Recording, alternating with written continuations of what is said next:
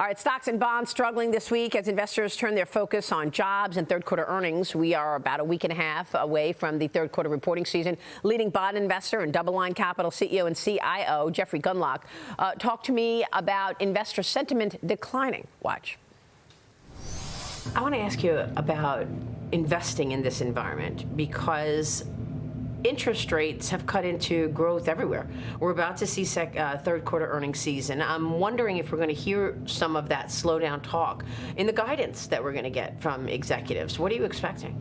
I don't have any particular expectation. I think it'll be informative to see how the tone develops as the earnings season gets underway. Because, again, it's always this sort of strange thing that there's kind of a collective mindset. And so if they start out saying, oh, the interest rates are a problem, oh, the energy prices are a problem, oh, we have these issues, it becomes okay to say that.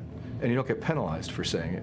So I'm not exactly predicting that will happen, but I wouldn't be surprised if it did. I just feel like the social mood is in a declining trend. And I feel that goes along with difficulty in maintaining sky-high valuations that were all basically balanced on zero interest rates, and they're just so not the case anymore. Companies are paying 3 times, 4 times as much on their loans they're thanks to the regional banking problems, simply can't even get loans anymore. Credit card rates are up. It takes a long time. In the world of economics and the investment business, one thing I've learned after 40 years is you can be quite right on your ideas, but you might be, it's a synonym for wrong is the word early. It might be early. Things take a long time to develop. And novice investors, novice economists, they don't have the patience for it. They want to be right immediately.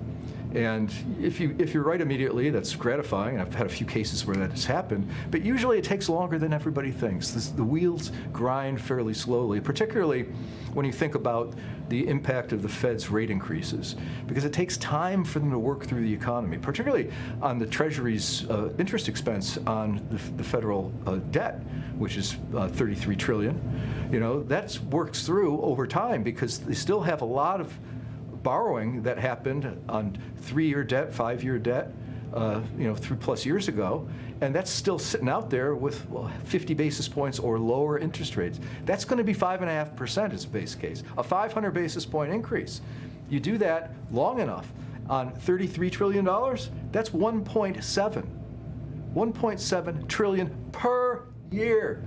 That's incredible, and the deficit is already hovering at about 7.5% of GDP. It'll get a little bit better as these taxes get paid in California and federally, but when the recession comes, we'll add many percentage points to the deficit as a percentage of GDP. We could be running easily at a 12 to 15% budget deficit percent of GDP, which means the interest expense will go up by hundreds and hundreds of billions of dollars. It could get to the point, if interest rates stay where they are, it could get to the point where there is no money left in the coffers once you take interest expense and other mandatory payments. All the other budget items would have to be slashed to zero.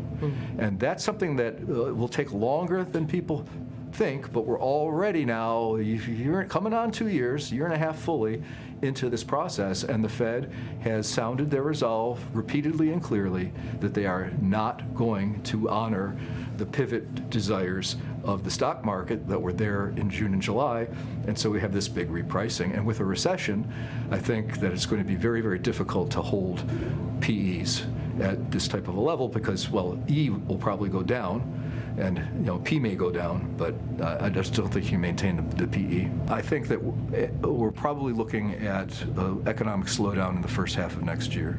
And recession. I think recession is what I mean, next year. I think also, people have to pay their taxes again, which wasn't happening for a while. People have to pay their student loans again, which wasn't happening before. I'll be really interested to see what the non-payment rate is on student loans. I think it's going to be higher than people expect. People think it's now, it's a right to not have to pay back student loan debt. There's people that can easily pay it back that are complaining about it, not wanting to, but also people, when they didn't have to pay pay their rent, didn't have to pay their student loan. They said, hey, I feel rich. You know, I have all this money that I used to pay an interest expense. I know I'll have the same interest expense, but I'll spend it on a trip to Acapulco. And so now they've got the credit card debt from the Acapulco trip, and now they've got on top of that the interest payments and the rent payments. And I just think that that's a pretty rough 1-2 combination.